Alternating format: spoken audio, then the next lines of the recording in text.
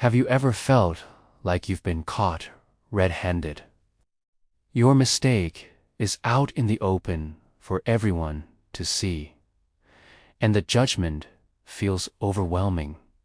It's a terrible feeling, isn't it?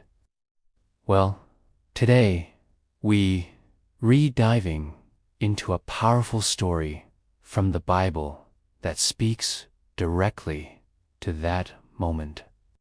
Story about a woman who was publicly shamed but met with an unexpected response.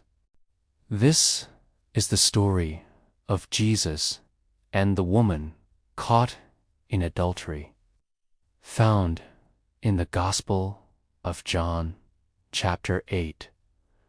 The scene is set in Jerusalem, right inside the temple courts. It's early morning, and Jesus is teaching a large crowd that has gathered to hear him. The atmosphere is calm, filled with curiosity and learning. But suddenly, that peace is shattered. A group of scribes and Pharisees, the religious leaders of the day, burst onto the scene. They're not alone. They are dragging a woman with them, throwing her into the middle of the circle, right at Jesus' feet. The air crackles with tension. The crowd goes silent. The leaders declare, "Teacher, this woman was caught in the act of adultery." They're not just reporting a crime. They're setting a trap.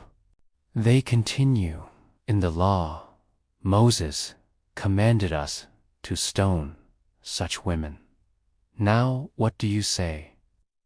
You see, they didn't really care about the woman or the law. They wanted to corner Jesus. If he said, "Don't stone her," he would be accused of defying the law of Moses. If he said, "Stone her," he would lose his reputation for mercy and compassion, and also defy the Roman authorities who held the sole power of execution. It was a lose-lose situation. The woman is on the ground, terrified and humiliated. Can you imagine her fear? Her life is literally hanging in the balance, and she's being used as a pawn in a religious and political game.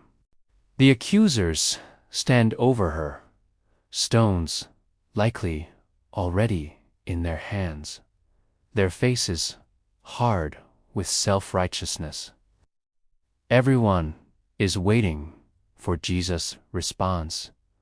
What will he do? But Jesus doesn't answer them. Instead, he does something completely unexpected. He bends down and starts writing on the ground with his finger.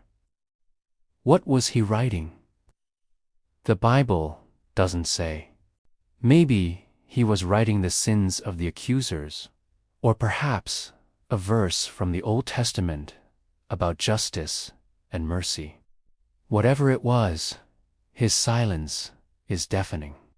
It shifts the focus away from the woman and forces the accusers to confront their own impatience and their own hearts. They keep pressing him for an answer. "So, what do you say?" Finally, Jesus straightens up and looks them directly in the eyes. He delivers one of the most powerful lines in all of Scripture. "Let any one of you who is without sin be the first to throw a stone at her." Boom! The trap they set for him just snapped back on them. The challenge is no longer about the woman's sin, but about their own. He then bends down again and continues writing on the ground, giving them space and time for his words to to sink in. One by one, the accusers start to feel the weight of their own imperfections. The oldest, who had a lifetime of mistakes to remember, drops his stone and walks away first. Only Jesus and the woman remain. Jesus stands up and looks at the woman, not with condemnation, but with kindness. He asks her, "Woman, where are they? Has no one condemned you?" She looks around, likely in disbelief, and replies, "No one, sir."